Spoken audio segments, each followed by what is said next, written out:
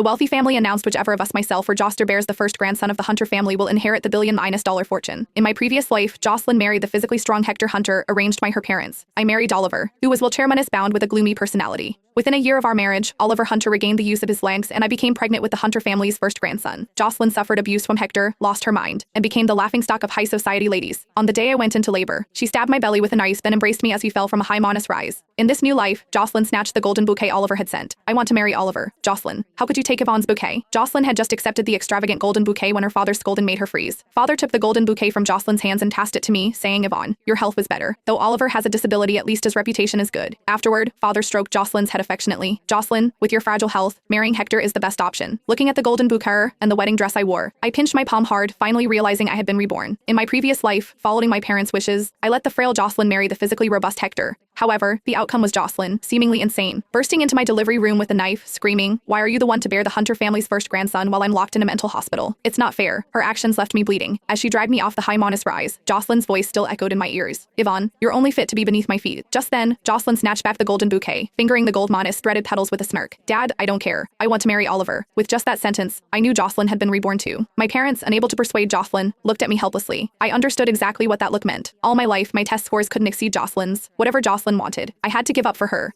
Even when it came to marrying into the Hunter family and bearing the first grandson, my parents quickly arranged for Jocelyn to marry the healthy husband. If Jocelyn prefers it, we can switch. After all, the Hunter family only cares about who bears the first grandson. As usual, I calmly accepted the gardenia bouquet sent by Hector. 2 cars waited outside. One was a Rolls-Royce sent by Oliver, with the pappets and flowers leading to it. The other was an ordinary sports car driven by Hector's staff, simple in appearance. Before donning our veils and heading to our respective wedding cars, Jocelyn looked at my bouquet and shook her head disapphoingly. Yvonne, don't say I didn't warn you. That Hector may look strong, but I've heard he's inadequate in bed. Oliver has really put in effort. The gold flowers he sent even have a unique fragrance. With that, Jocelyn seemed satisfied. Inhaling deeply from the bouquet, under everyone's envious gaze, she held her head high and strode forward. I stepped back, holding my breath. If that's the case, I wish Jocelyn gets what she desires.